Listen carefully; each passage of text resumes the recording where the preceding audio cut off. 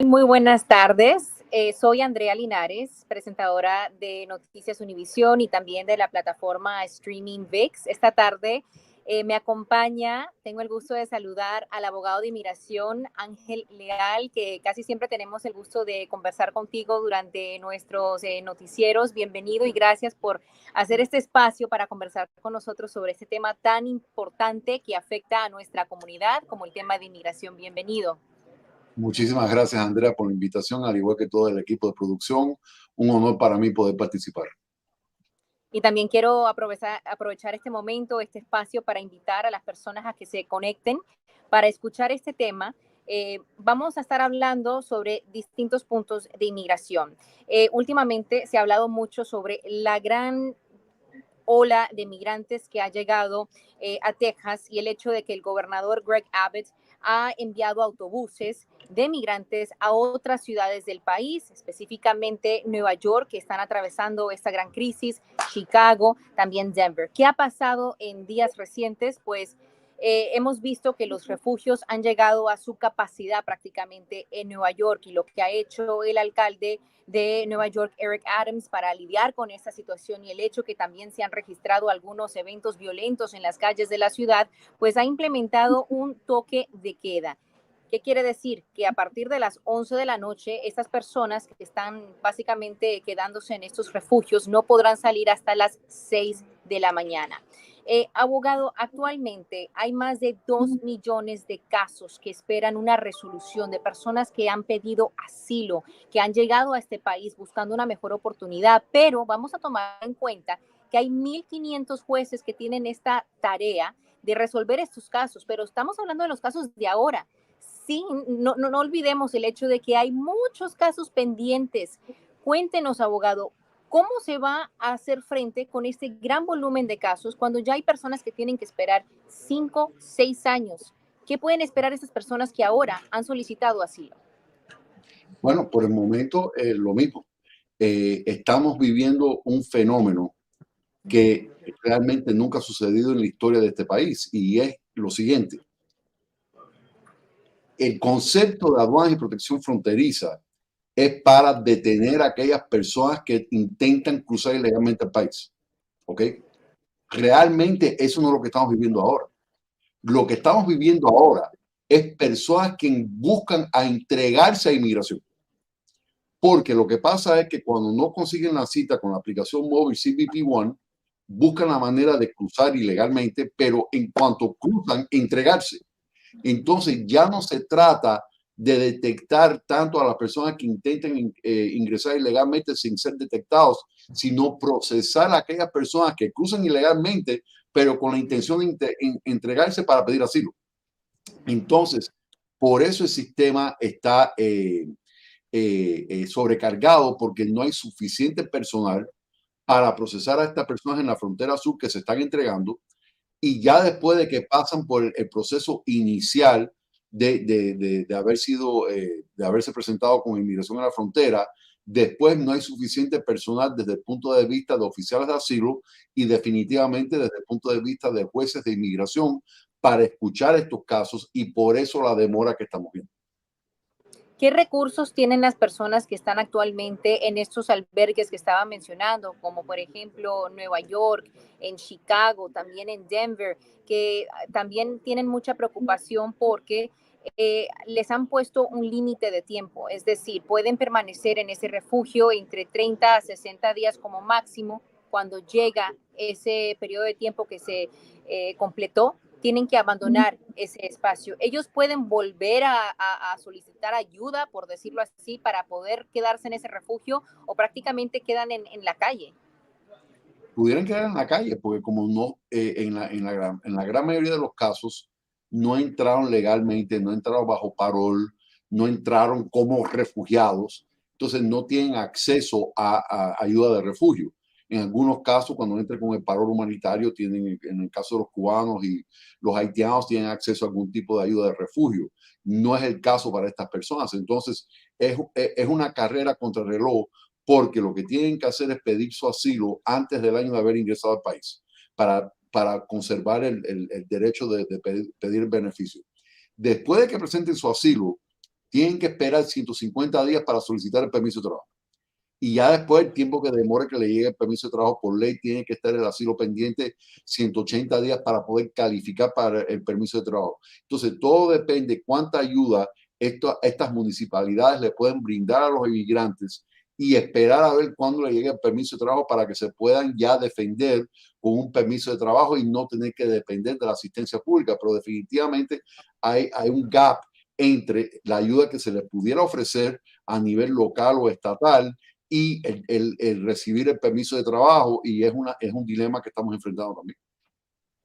Es un gran dilema. Ahora que menciona la ayuda que le pudiera proporcionar la ciudad, vamos a ser realistas. ¿Puede una ciudad como Nueva York, como Denver, hacerle frente a esta gran carga? Aquí estaba viendo las cifras, como por ejemplo en Denver, que dicen que hasta el momento han gastado más de 42 millones de dólares por el flujo migratorio.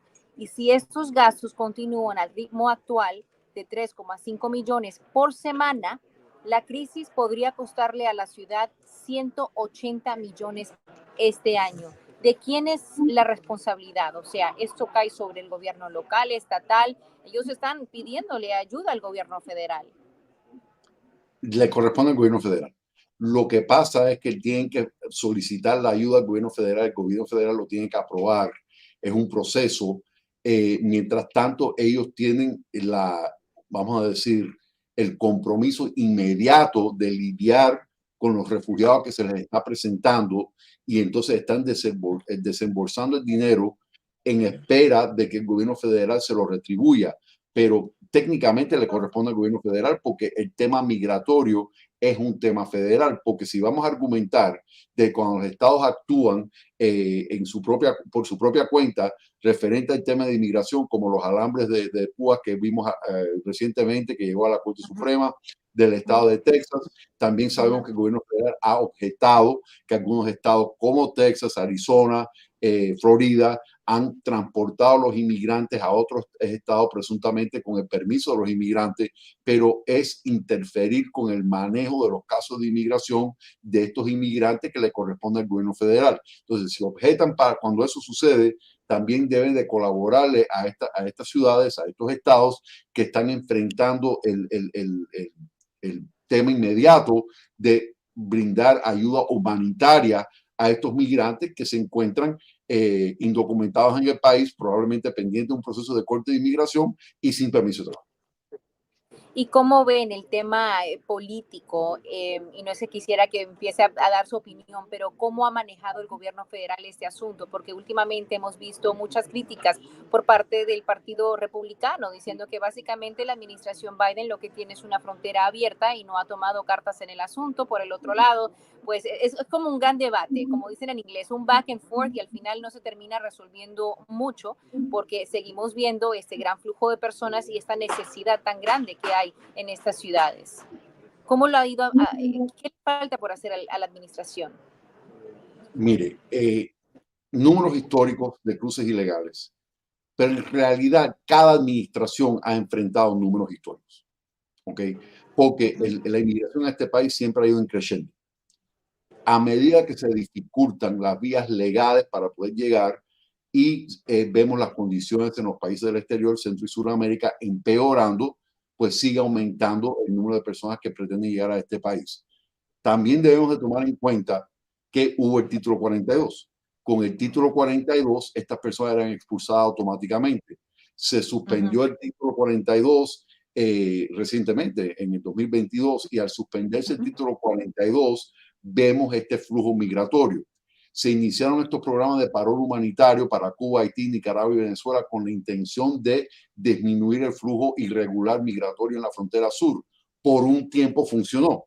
Ya no funciona porque hay mucha demora en esos casos de paro humanitario que están pendientes y no se sabe en qué momento la persona puede ser elegida.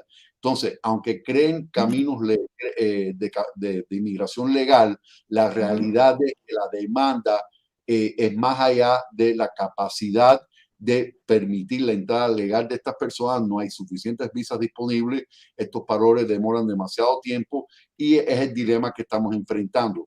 Algunas de las soluciones que pudieran tomarse en cuenta ¿Y qué es lo que está argumentando el Partido Republicano en el Congreso actualmente, en la Cámara particularmente?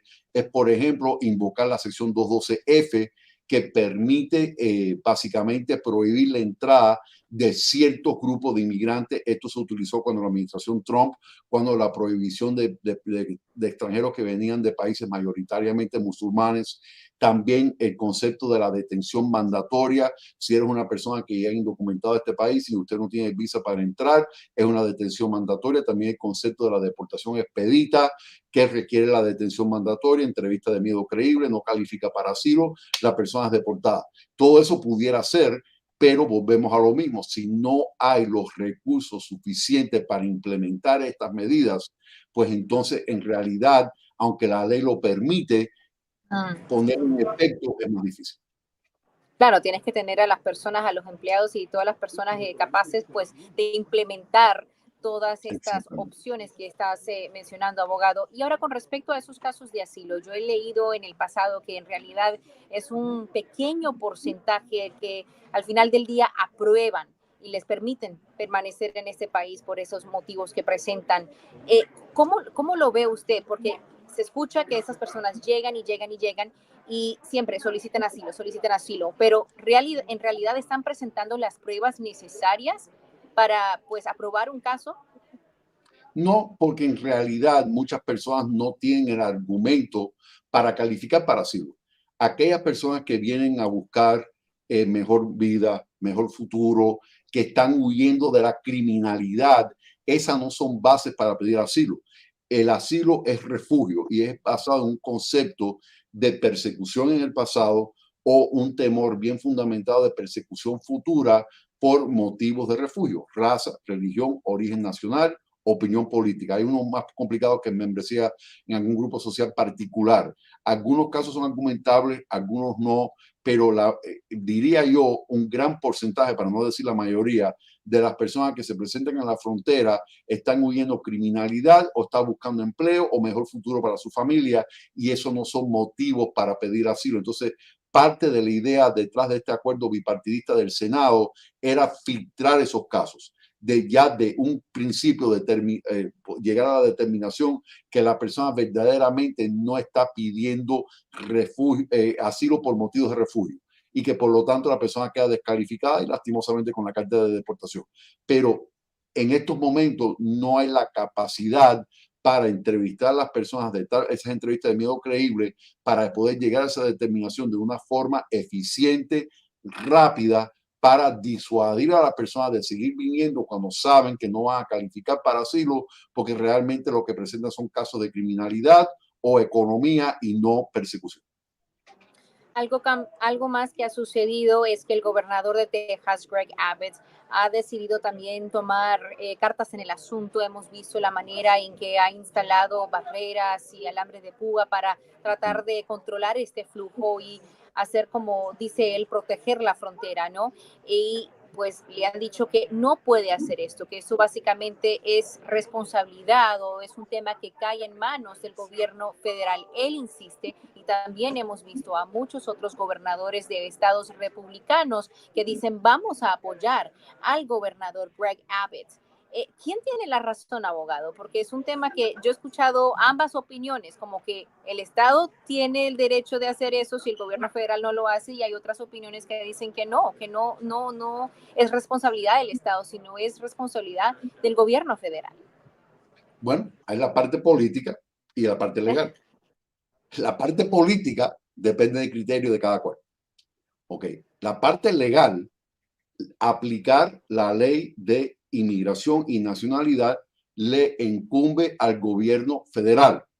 Los estados no deberían de estar entrando en esta materia, porque realmente es una materia federal. Por eso están preocupando no solamente el alambrado de púas, también el hecho, porque eso interfiere con el trabajo de aduanas y protección fronteriza, porque ese alambrado de púa pudiera interferir con lo que debería de estar haciendo aduanas y protección fronteriza para procesar a esos migrantes, primero. Segundo, estas nuevas leyes de Texas, SB3, SB4, donde le están dando la potestad a un magistrado ordenar a un extranjero de ser devuelto al punto de entrada de la frontera, prácticamente dándole poder de deportación cuando ese es un poder que le corresponde a un juez de inmigración. Es muy preocupante.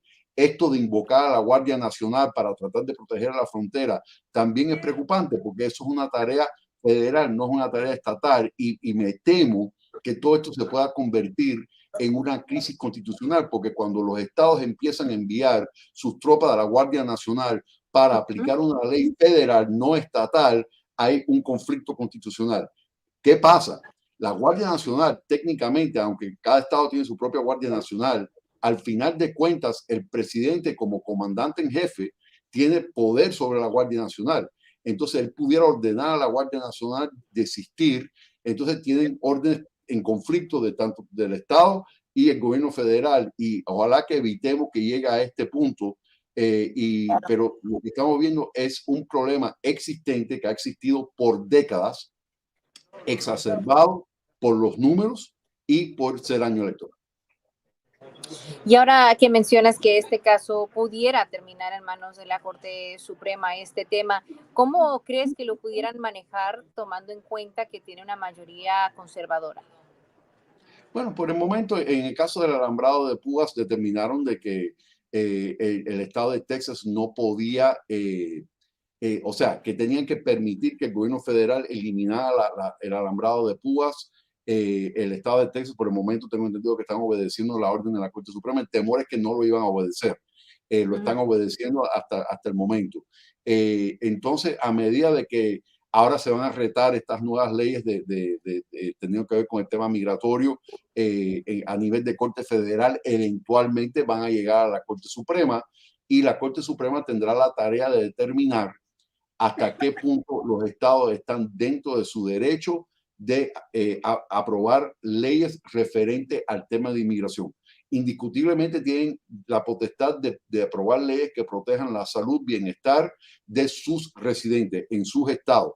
Pero hay ciertos temas que son federales, como el tema de inmigración, y en el momento que le están dando un poder a un magistrado estatal de literalmente ordenar la deportación de una persona, porque de lo contrario enfrentan un cargo penal, ya eso es un poco más problemático y yo creo que independientemente de que sean jueces conservadores o no conservadores, tienen la obligación de interpretar a su mejor criterio la Constitución de los Estados Unidos y asegurarse de que no existe una ley que viole lo que la Constitución exige. Así que veremos cuando llegue esos casos y es posible que puedan llegar a la Corte Suprema. Por el momento están a nivel de Corte Federal.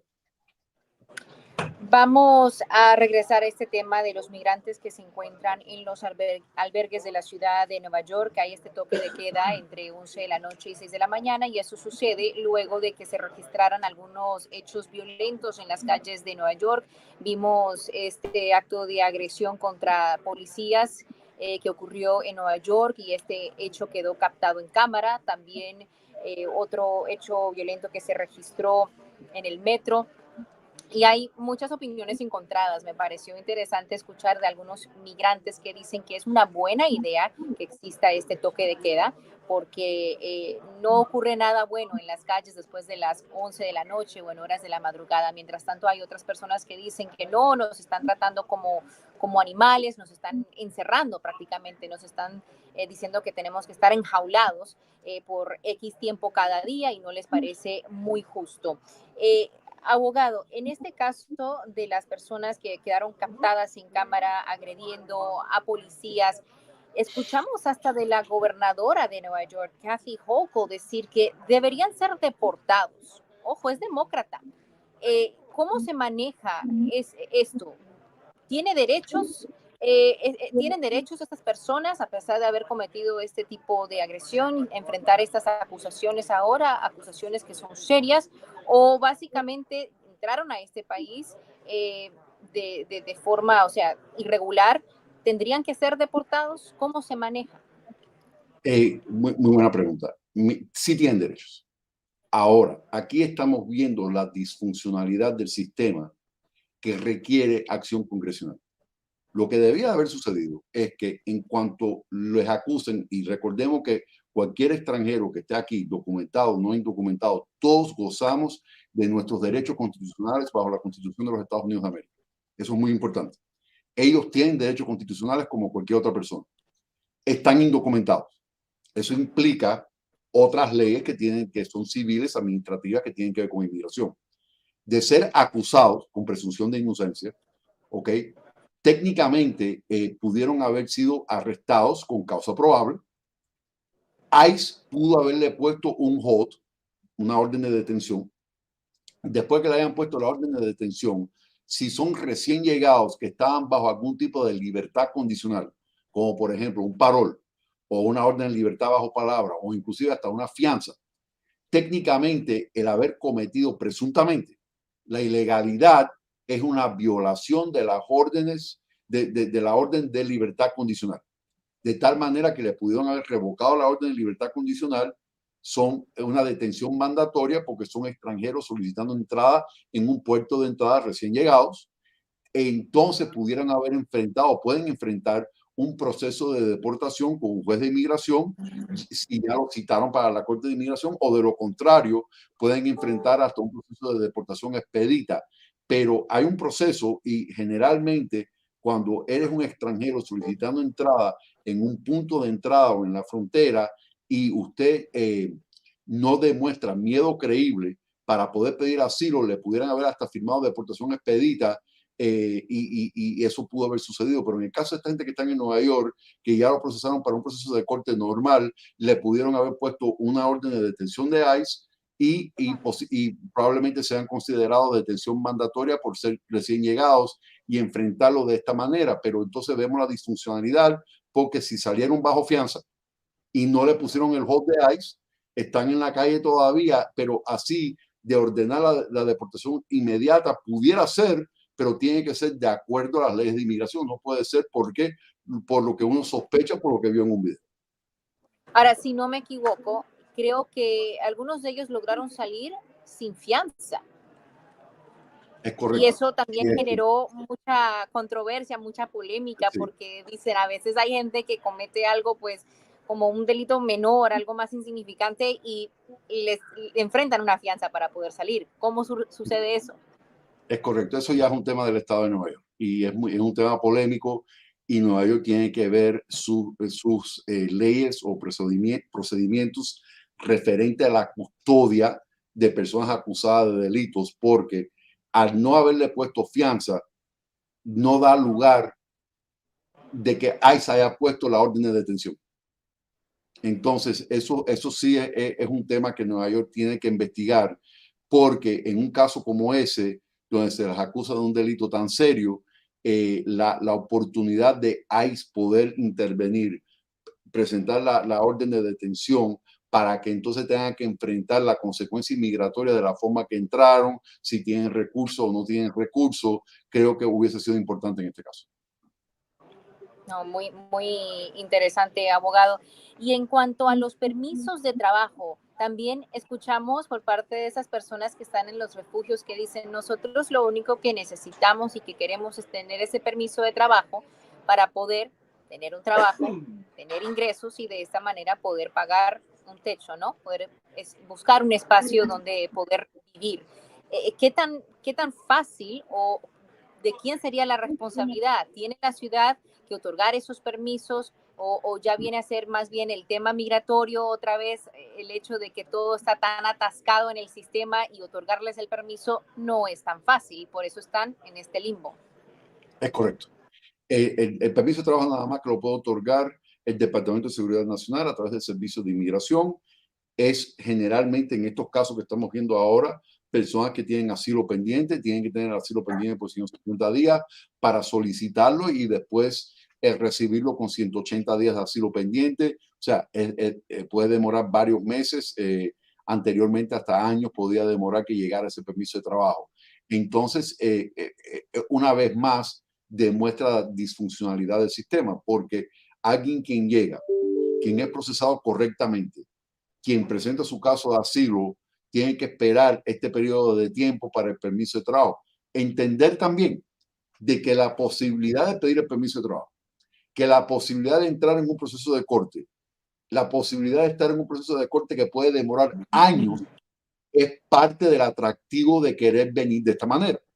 Porque saben, si los procesan para la corte, y aunque tienen que esperar un poco al principio de que llegue el permiso de trabajo, ya estás en un proceso de corte sin orden de deportación, con permiso de trabajo, con seguro social, con licencia de conducir y empiezas a hacer una vida en este país. Y de pronto tienen hijos, hay cambio de circunstancias, establecen negocios, todo eso. Entonces, las demoras que el sistema implica por la forma en que se está manejando, en gran parte es lo que atrae a muchas personas poder venir para acá, donde realmente no están buscando refugio por persecución, sino están buscando la oportunidad de poder vivir en este país. Y ese es el gran reto de que estamos enfrentando como país.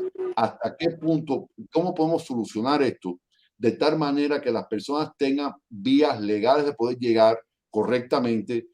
¿Cómo podemos solucionar no permitir que personas que vienen no realmente por motivo de refugio, pero por buscar mejor futuro, pues que sean filtradas del sistema y sean procesadas correctamente? ¿Cómo crear caminos para que las personas puedan venir legalmente para trabajar? Porque aquí en la realidad también, en el mes de enero se crearon 353,000 nuevos empleos. La tasa de desempleo está en un 3,7%. Necesitamos la mano de obra extranjera, pero la forma de obtener esa mano de obra no es con ellos presentando asilos indebidamente, sino creando caminos y visas y vías legales para que puedan venir a trabajar, porque realmente a eso vienen. Y vienen porque hay trabajo, porque al final de cuentas lo van a contratar porque hay una necesidad laboral. Entonces, lo difícil de inmigración es que el tema de la inmigración no abarca la inmigración nada más.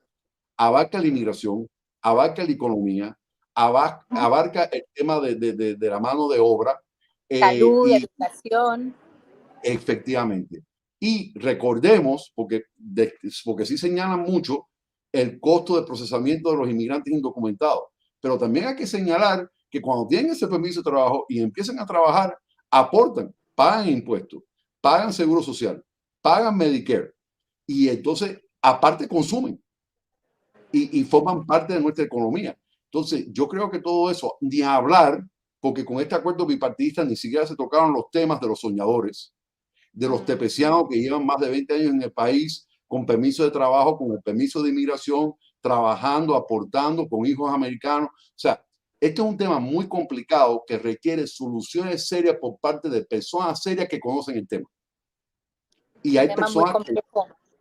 Sí. De muchos niveles y como dice, no solo esta administración que está lidiando con este asunto que ha ido creciendo y creciendo y creciendo cada vez más, son varias administraciones, tanto demócratas como republicanos, que han estado enfrentando este asunto por años. Voy a aprovechar una vez más este momento para invitar a las personas a que nos sintonicen, que estamos abordando el tema de migración, un tema que pues el electorado, incluso este año de elecciones generales que se realizarán en noviembre, consideran que es el tema de mayor importancia actualmente en este país. Y abogado, me estabas mencionando incluso como es un tema que abarca otros temas, que es como la economía, la salud, la educación, porque recordemos que esos niños que llegan a este país junto a sus padres o quizás con su mamá, un tío, llegan solos también, terminan en alguna escuela, o sea, ya sea Nueva York, Los Ángeles, donde sea, en cualquier parte del país, van a acudir a una escuela y por eso también afecta eso. Esas personas que llegan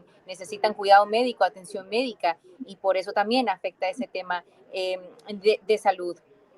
Quisiera abordar esta noticia también que se dio el día de ayer en cuanto al secretario de Seguridad Nacional, Alejandro Mayorkas, y el hecho que los republicanos obviamente están muy indignados desde hace ya un tiempo con respecto al tema migratorio y cómo se ha ido manejando. ¿Cuánta responsabilidad cree que realmente cae sobre él? O sea, el hecho de que ellos buscan destituirlo de su puesto. Hay quienes dicen que hay suficientes argumentos legales, otros que no existe para poder destituirlo realmente. ¿Cómo lo ve usted, abogado? yo no creo que hayan cumplido con el requisito constitucional para haber presentado artículos de destitución contra el secretario Mayorkas, porque el requisito constitucional, según artículo 2, sección 4, es que literalmente el presidente, vicepresidente y todo oficial civil de los Estados Unidos será removido de su cargo por artículos de destitución y haber sido convicto de traición, no, soborno, no, delitos mayores, él no ha sido acusado de ningún delito, o delitos menores. Entonces, ¿de qué se le acusa específicamente el secretario Mayorkas? De deliberadamente y sistemáticamente rehusar aplicar las leyes de inmigración existentes, es decir, la frontera sur, y que violó la confianza pública mintiendo al Congreso y diciendo que la frontera estaba asegurada. Es política, no hay un delito ahí, no hay traición, no hay soborno, el voto fue 214 a 213, fue estrictamente por afiliación política y creo que obviamente no hay probabilidades de convicción en el Senado por los números que existen en el Senado, pero la realidad es que es, desde mi punto de vista, humildemente, en mi opinión, un mal uso del mecanismo de algo muy serio, que es el poder de presentar artículos de destitución en base a motivos políticos y sobre todo cuando a la vez rechazan el acuerdo bipartidista del Senado para enfrentar la crisis de la frontera sur. Yo no estoy diciendo que el acuerdo bipartidista era la solución. Yo personalmente no estaba a favor del acuerdo bipartidista tampoco, porque desde mi punto de vista era un acuerdo bipartidista teniendo que ver con aplicar la ley de inmigración en la frontera sur sin nada a cambio para los soñadores, sin nada a cambio para los tepecianos, sin nada a cambio para los trabajadores agrícolas, sin nada a cambio para los trabajadores de estación o temporada, porque yo sé que hay una carencia laboral en este país. Entonces, realmente ese es otro tema, pero la realidad es que por un lado no quieren considerar el acuerdo bipartidista del Senado referente a la frontera sur, pero por otro lado consideraron que esto de alguna manera iba a ayudar a la situación y yo simplemente creo que es una maniobra política, pero el Senado lo tendrá que tomar en cuenta y harán su voto, pero con lo que no estoy de acuerdo constitucionalmente es que yo no entiendo que esta acusación encaja con un delito mayor o otro tipo de delito. Si no estás de acuerdo con el manejo del Departamento de Seguridad Nacional por parte del secretario Mayorkas, eso es política, pero no, eso no es un delito. Entonces, básicamente, solo porque un partido no le guste la manera en que un funcionario está actuando o está realizando su gestión, no es motivo para entonces iniciar un juicio político. No hay suficientes razones o causa para iniciar una destitución como tal, ¿correcto? No importa si sea republicano versus demócratas o demócratas versus republicanos. En mi opinión, yo creo que para presentar y para que alguien sea convicto por artículos de destitución, tiene que existir un consenso bipartidista que la persona haya cometido traición, soborno o altos delitos o otro tipo de delito en contra del país. Y antes de finalizar, ¿qué mensaje le pudiera enviar o qué recomendaciones le pudiera enviar a aquellos migrantes que no vinieron, porque no vamos a pintar a todos con la misma brocha? Hemos mencionado este caso que se presentó de violencia en las calles de Nueva York, pero no todos vienen para cometer delitos. Vienen personas que quieren trabajar y buscan una mejor vida, que actualmente están en un refugio, les quedan pocos días posiblemente para permanecer en ese refugio, no tienen permiso de trabajo y no hayan qué hacer. ¿Qué opciones tienen, abogado? ¿Qué pueden hacer? Lo ideal sería buscar un abogado de inmigración para ver cómo avanzar su caso de inmigración.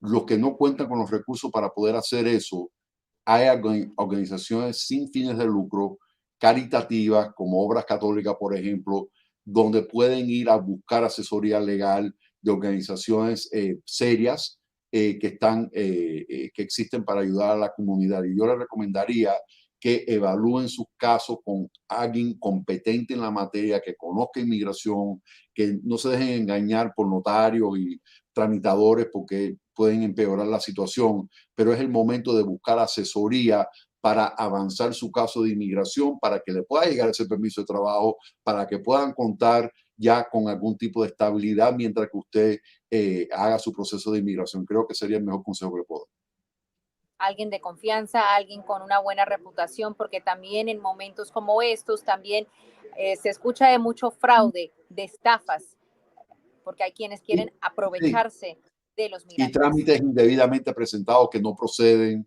un asilo que no procede para que le den el permiso de trabajo, evitar ese tipo de cosas. O sea, tienen derecho a una defensa, el gobierno no le va a facilitar la defensa en estos momentos, no hay ninguna ley que lo exija, por lo tanto les incumbe buscar la ayuda apropiada para presentar el mejor caso posible antes de su situación inmigratoria. Vamos a recordar que la razón que estas ciudades han establecido este máximo de tiempo que las personas pueden permanecer en los refugios es porque dicen, siguen llegando más migrantes y necesitamos desocupar las camas, desocupar ese espacio para entonces darle refugio a nuevos migrantes, mientras esas personas entonces se ponen a ver qué pueden hacer y quizás posiblemente buscar una vivienda con un familiar, una amistad y quedarse allí mientras tanto. Abogado Ángel Leal, como siempre, muchísimas gracias por acompañarnos en esta transmisión de YouTube Live, la primera que tuve el gusto de hacer con usted. Así que nos estaremos hablando, como siempre, en el noticiero de mediodía por VIX y si no, en Noticias Univisión. Le deseo una feliz tarde y un feliz día de San Valentín. De igual manera, Andrea, y rápidamente yo resumiría esto de la siguiente manera. Yo entiendo que es un problema local para muchas ciudades y estados. Esto requiere una solución nacional y esto requiere una solución congresional y esto requiere una solución de nosotros como país, entender cuál es la esencia de nuestro país, qué es lo que queremos como país referente al tema de la inmigración para que nuestros políticos puedan actuar de acuerdo a eso. Pero hasta que no exista una solución nacional, vamos a ver estos problemas a nivel local. Y por eso mismo en este año de elecciones se ha convertido en un tema tan importante. Es un asunto que está en la boleta prácticamente y es cuestión de decidir si realmente van a continuar en ese debate entre los republicanos y demócratas o realmente van a tomar cartas en el asunto y van a enfrentar este problema para buscar soluciones de una vez por todas. Así es, Andrea. Muchísimas Y de gracias, igual manera, abogado. gracias por la invitación y feliz día de San Valentín a usted y a todos los sintonizantes a través de YouTube. Claro que sí. Saludos a todos. Que pasen un excelente día y gracias por su sintonía. Cuídense. Cómo no.